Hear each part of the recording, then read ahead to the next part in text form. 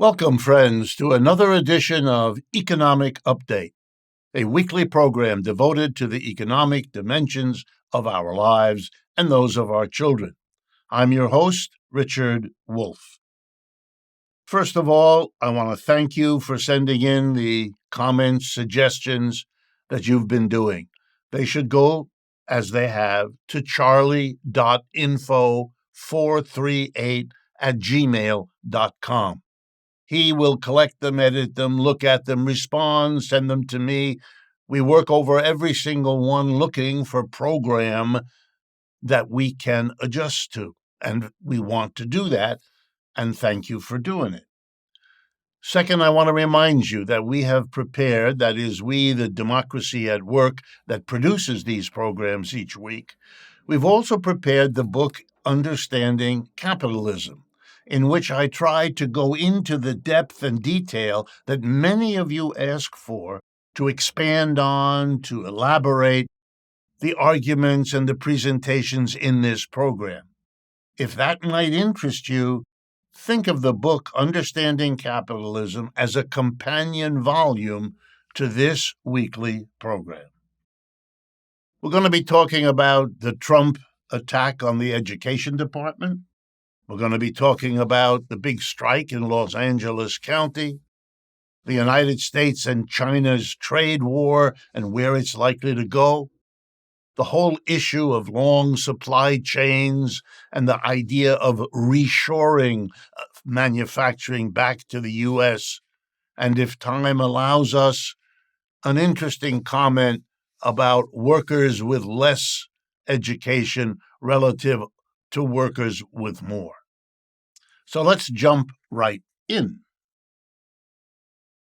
Trump recently cut $1 billion, that's a lot of money, from the Department of Education in its program of giving grants for school mental health programs.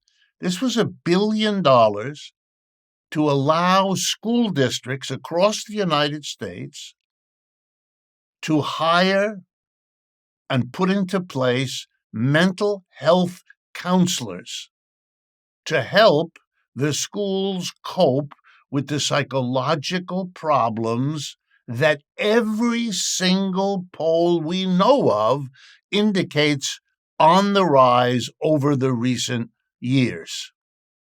He cut it. This is extraordinary. We know, for example, that the pandemic has had long-lasting, upsetting effects on people's psychology, given how all of us had to cope.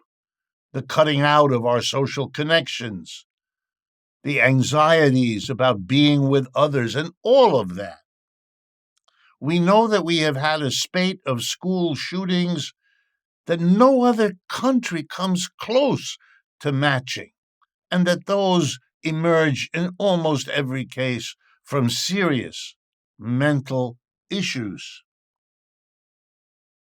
We notice that Mr. Trump is spending an enormous extra amount of money deporting immigrants, undocumented immigrants, many of whom have spent years working in the United States, being good citizens, paying their taxes, and all the rest of it.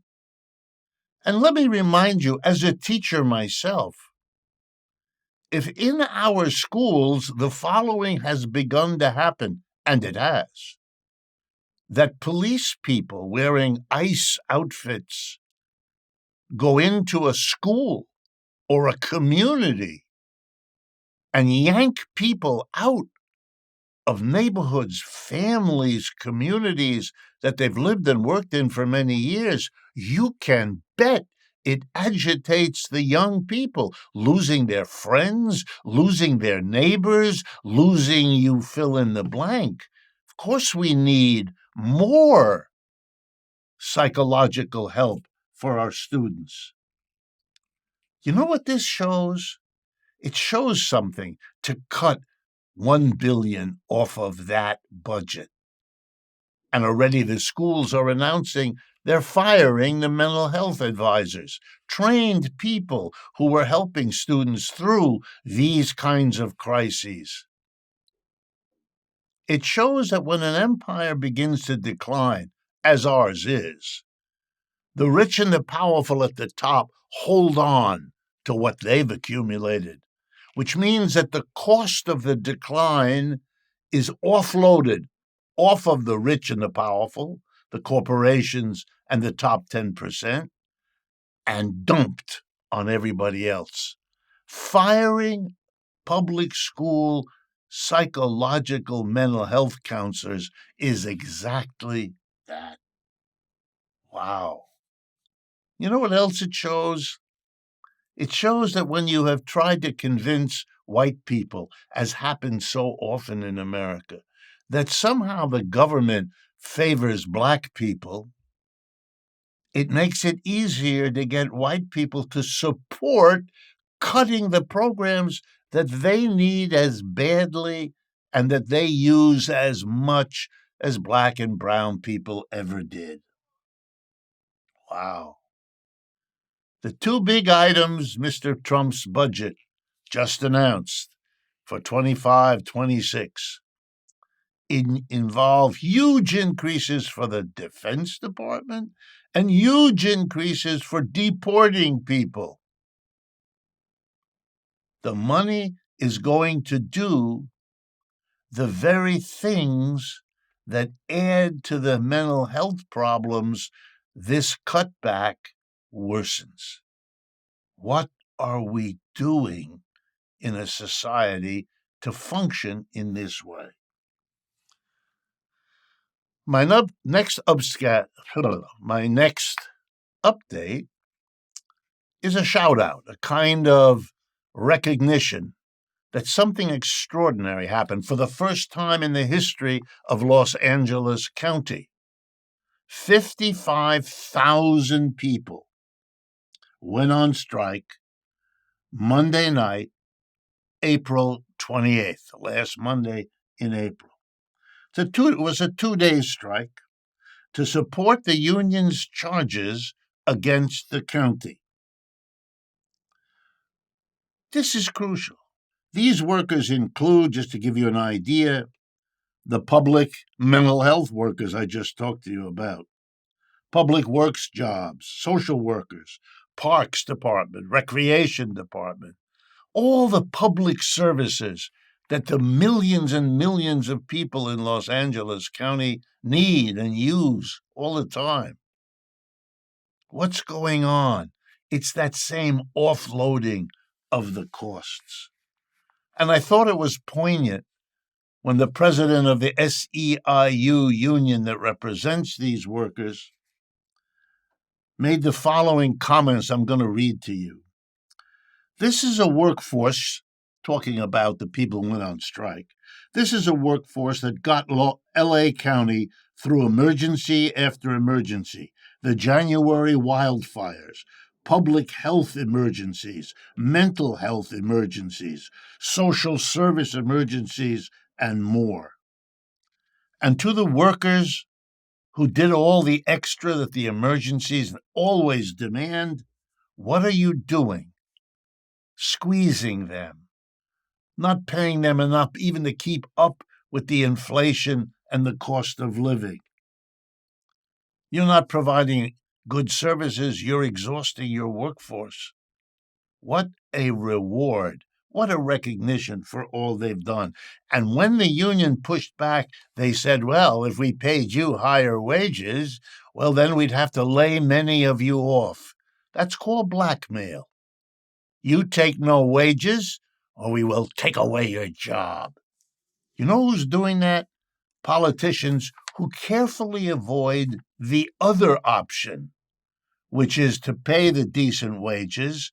And if you've overtaxed average people, which you have, well, then go tax those who have it, the corporations and the rich. We all know who they are, and we all know all the strategies that they successfully use to minimize, when they don't evade altogether, their taxes.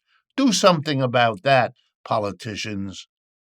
Don't keep squeezing, because in the end, they will push back, and then we will be in a whole new place. I want to turn next, in the first half of this show, to the whole war between the United States and China. So far, it's just a trade war, although the word just misrepresents what's going on. The tariffs the United States put against China, and I want to remind everyone, the initiation of those tariffs comes from the United States, not China. China responds after the United States raises the tariffs, and China very carefully always responds with a raising of their tariffs less than what the United States did first, just to make it crystal clear to the world who's causing this. And of course, you all know that, because the United States, under Mr. Trump, has levied a tariff against everybody in the whole world, with very few exceptions. China has done none of that, hasn't put tariffs on anybody else, only retaliates to the United States because the United States initiates against them. Think about that. Well, what does the United States hope to accomplish? Well, the leaders of our country, from President Trump on down, state one fact over and over again.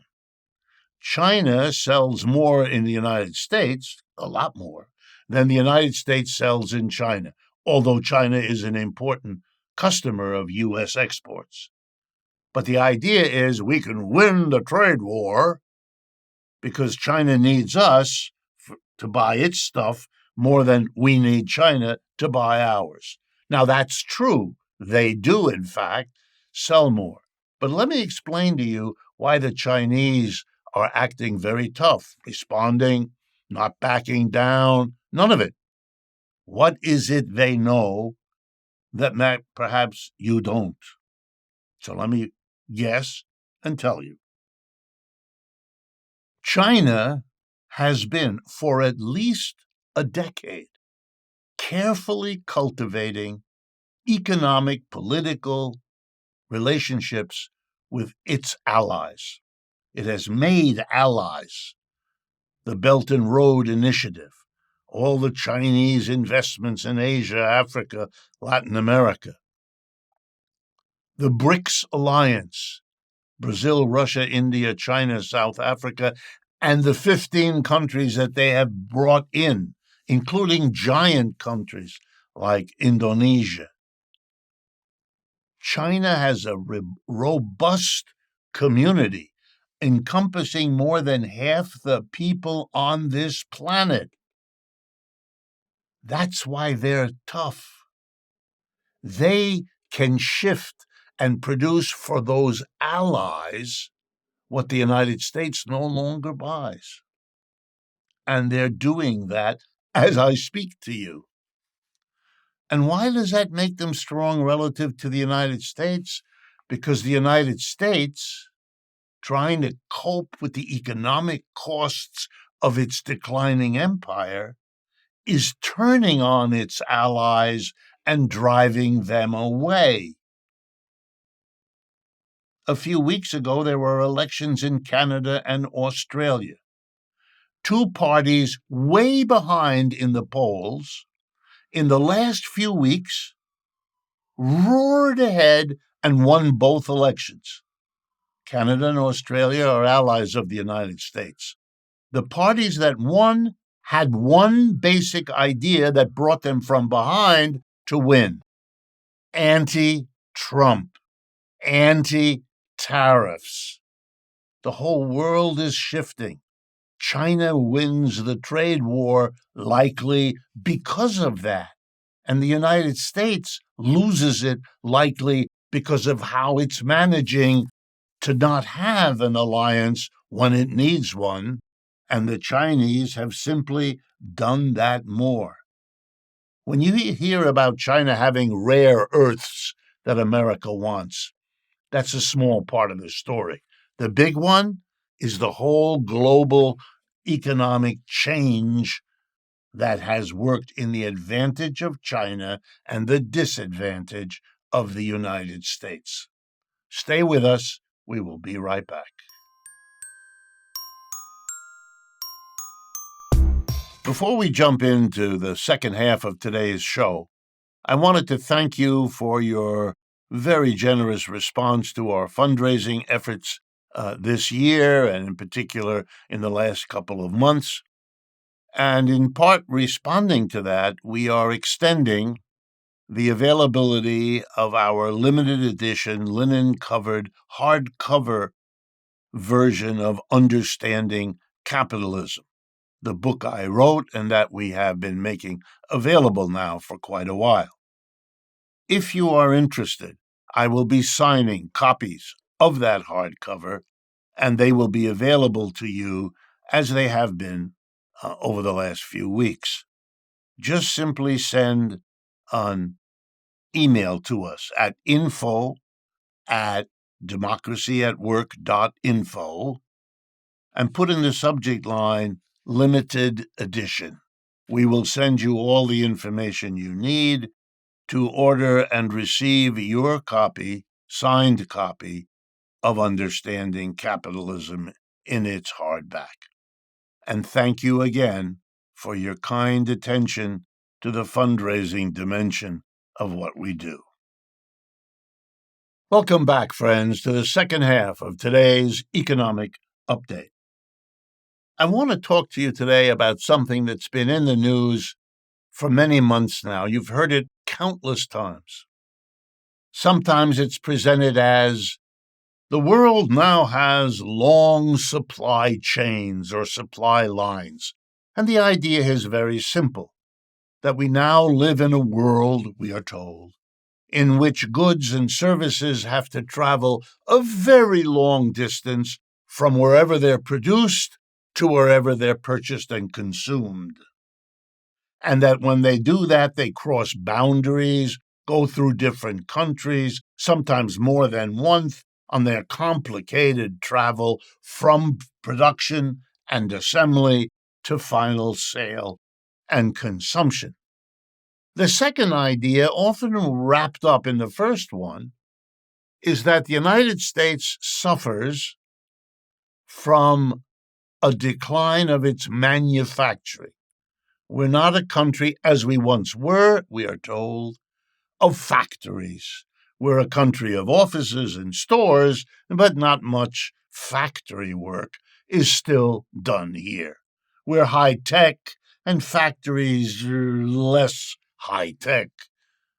And even when we have factories, they don't have many people in them. They are automated and so forth and so on.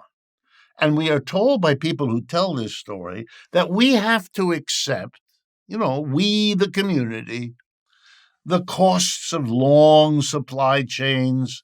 They can get interrupted. They can get fouled up in various ways.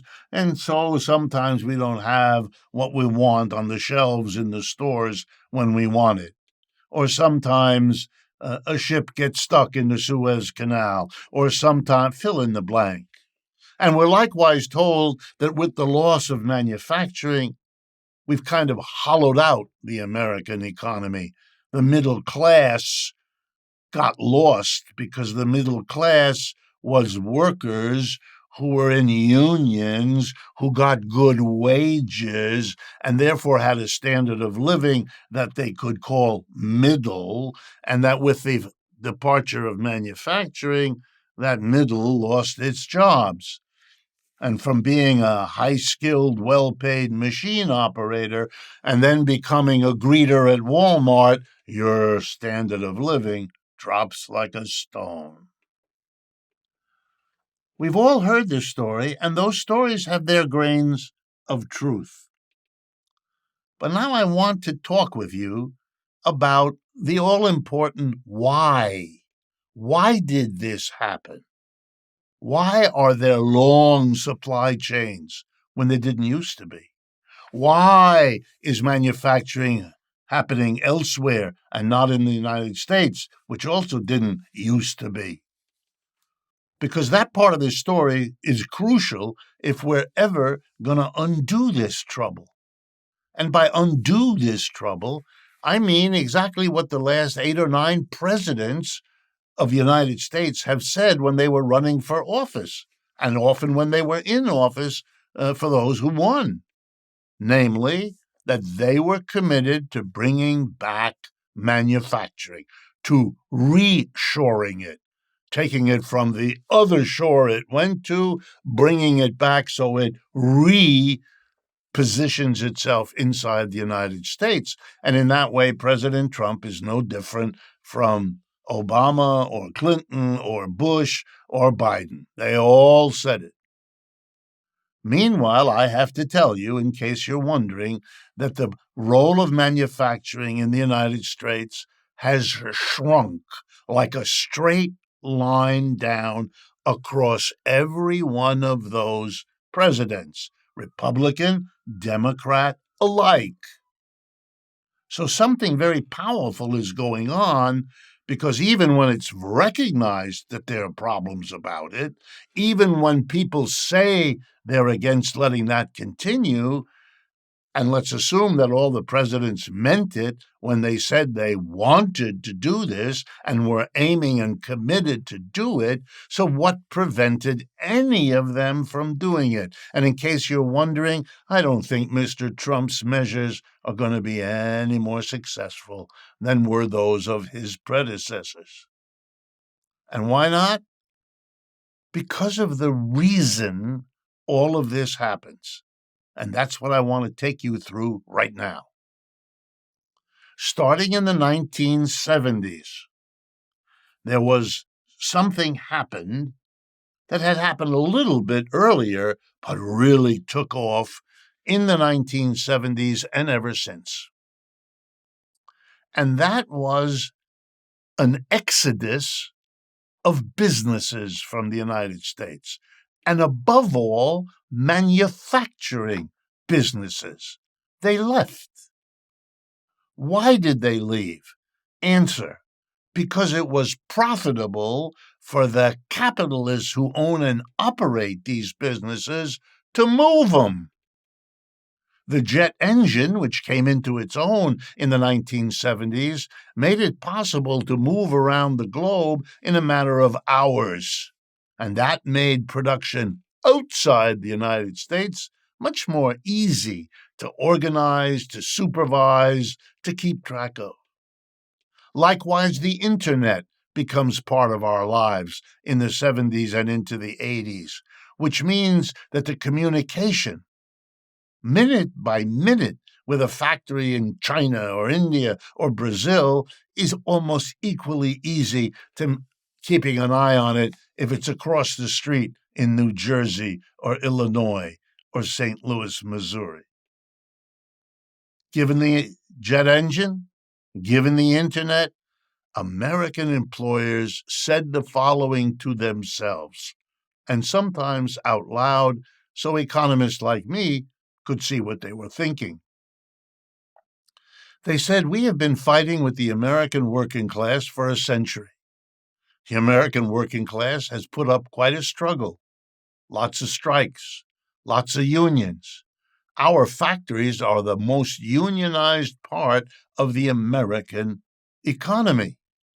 And those workers have won wages that are the envy of the rest of the world." All of that was true.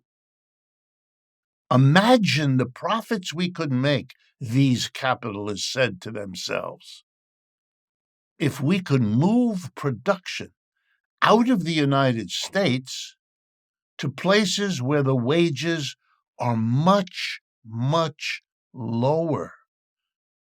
Wow, we could shut down the factory in Cincinnati or Pittsburgh or Detroit or Chicago or Gary, Indiana, and move it to China. Yes, that's expensive. But if we can pay 10 cents on the dollar, 10% of the wages, that's what it was in China back then, relative to the United States, the amount of profit we can rebuild the factory, build the factory better, automate it a bit further, latest machines, and dirt cheap workers. And the Chinese are saying, come, we'll let you set up here. We'll give you a break on your taxes a little bit. We'll encourage you. Wow. Now it's an offer you can't refuse. Still, many companies were afraid. It's a shot in the dark, to go to another country, another language, another customs, and then it's communist party power as well. All that scared Americans. So it was only the most courageous companies that took one factory, shut it down, and moved it to China or India or Brazil or any of the others. But after 2 or 3 years of huge profits they made, all the companies that didn't go, that were hesitant, realized they would be competed out of existence. Those companies that had gone to China were so profitable that they could produce it there, ship it all the way back, many thousands of miles on the ocean, and still offer the output at a better price than their American competitor who didn't have to ship it anywhere. Wow. So everybody went. All the other every major American company that could do it did do it. And manufacturing moved. But I want people to understand, no mystery about it, nothing weird or strange. The Chinese could never have made that happen. They had no way to power, no lever, nothing to make American corporations do that. The American corporations went because they wanted to. They went because it was profitable to. And they got the profits they hoped for, which meant all the rest had to go to stay competitive. And suddenly, the trickle became a rush, became a flood in which the American manufacturing disappeared. Now, let me make sure we all understand what that meant. The consumer goods, and increasingly capital goods, machines and so on, are made in China. Then they are brought all the way back. Now, let me be clear. That costs energy. The ship needs energy to make that long voyage. And they pollute the oceans when they make the long voyage and dump all the soot that comes out of their smokestacks into the water of the Pacific and Atlantic Oceans. It's not good for the planet, what happened. It's not good for the oceans. It's not good for the fishing industry. It's not good for our health and the quality of the air and the water we depend on. If the people as a whole had made the decision, we would never have done it, especially now that we know what the devastation was to all the people who lost their good factory jobs, to all the families that didn't have that kind of income anymore, to all the communities that didn't have those workers. In the 1970s, Detroit had 2 million people. Today, it has 700,000 people. That's what happened to America. But why did it happen? Because it was profitable for whom? The 3% of our people who are employers in this country? Yeah, they made out well. The 10% who own 80% of the shares in our stock market? Yeah, they did well. But you and me? And can the long supply line that pollutes the ocean and wastes all that energy, is that a mystery? Not at all. That's the result of what was profitable.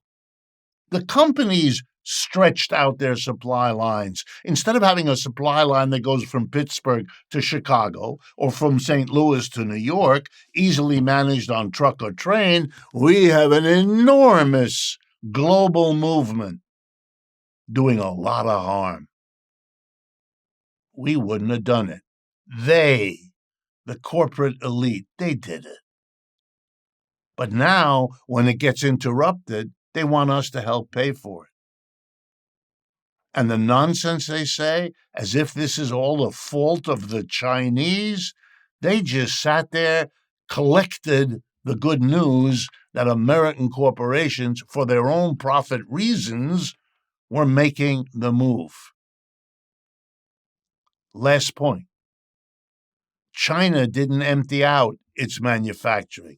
China is where all the manufacturing went. So guess what? They don't depend on long supply lines, just as the U.S. didn't 50 years ago. And so the difficulties of long supply lines and the difficulties that we experience are not experienced in China. They organize their economy differently, and we would learn a lot if instead of waging trade wars, we sat down and taught them what they can learn from America and vice versa. We'd be a much better way to go. Thank you for your attention, and as always, I look forward to speaking with you again next week.